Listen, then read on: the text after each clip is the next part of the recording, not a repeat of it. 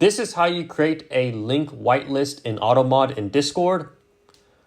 Go to your server on PC, click on the down arrow next to your server name, which shows a list. Click on server settings, then click on safety setup, then enable Automod, and then go down and click create block custom words.